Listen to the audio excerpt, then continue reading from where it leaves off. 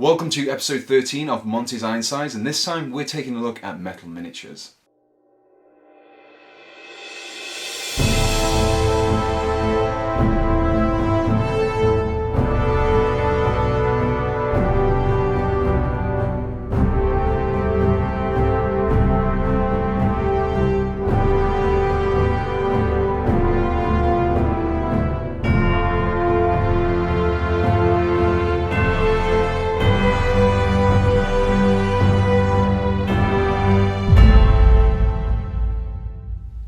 When collecting a bolt-action force, it's almost inevitable that you'll have to pick up some metal miniatures. Be it your HQ units, your support weapons, or even some tanks. You're going to need to get some metal miniatures at some point. So what I thought I'd do is, whilst I'm assembling my own British forces, especially some of my metal miniatures, I thought I would share a few hints and tips on how to assemble your own miniatures. So first of all, let's look at some of the tools and resources you'll need for assembling metal miniatures.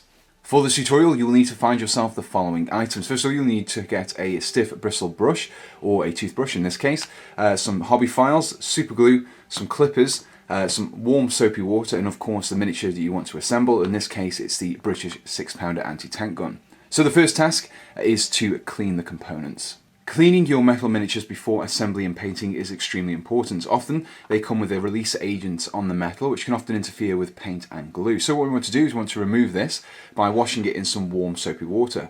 Now I've just got some ordinary dish soap in this bowl here. I'm just going to dip my component in there. Using my toothbrush, I'm going to be working it into all of the recesses to make sure that more agent is thoroughly removed. And what I need to do once I've done this for all the components is let them completely dry. Once all of the components are clean, we can continue with the prep. Now some of your pieces you may find are bent, much like this gun barrel here. So what we want to do is bend them back into shape. You want to just very carefully, you don't want to snap the metal. Just very gently apply pressure until you get the barrel straight. You can see there I've managed to achieve a straighter barrel very easily. Just remove this kink ever so slightly. If you do accidentally snap, it's not a problem because you can often just re-super glue the pieces together.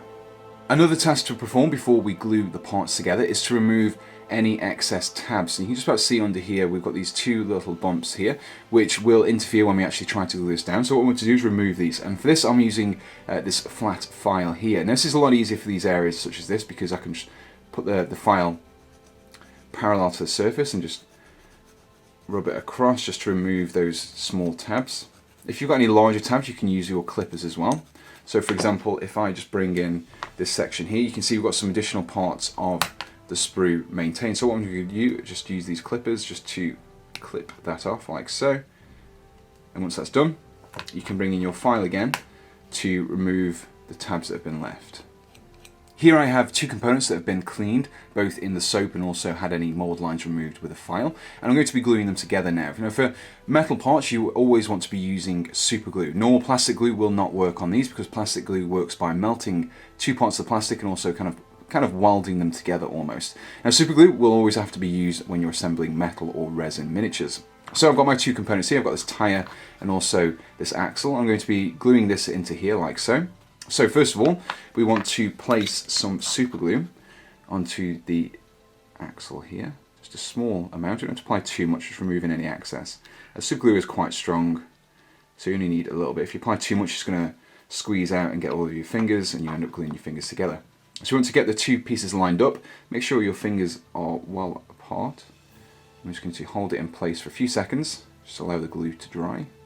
So after it's been left for a few seconds, you should find that the components is firmly attached. And if you do find that there is a little bit of weakness in the joint, you can also take a little bit of super glue once it's attached and just apply a small amount into the joint, just like I'm doing here, just pouring a small amount down into that gap, and that'll just help to seal it up a little bit stronger.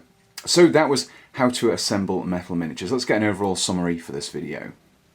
And that's how you assemble metal miniatures. Now super glue can be a lot more unforgiving than plastic glue. Plastic glue gives you a little bit of wiggle room whilst you're waiting for it to dry, so if you're gluing an arm to a body, you can repose it slightly in the time it takes to dry. But with super glue, you pretty much have to get that bond right the first time. You only get a very small window, especially if you've got a decent super glue as well, that it doesn't take very long to dry. You want to be very quick and very careful. You also need to be very careful not to actually glue your fingers to the miniature. I've done this a few times in the past, and generally you don't need to use an awful lot of super glue. You only need to use enough for the bond. If you put too much on, you put the two pieces together and it will squeeze out from the gaps, then you've probably used too much, and that's how you're going to glue parts to other parts that shouldn't be glued together. So hopefully you found this video useful. If you enjoyed it, do let me know in the comments below, and also subscribe to be kept up to date with all the rest of the videos that I've got upcoming in this series. And if you do have any suggestions of what you would like to see in Monty's Ironsides, do let me know in the comments below. And until next time, thanks for watching and goodbye.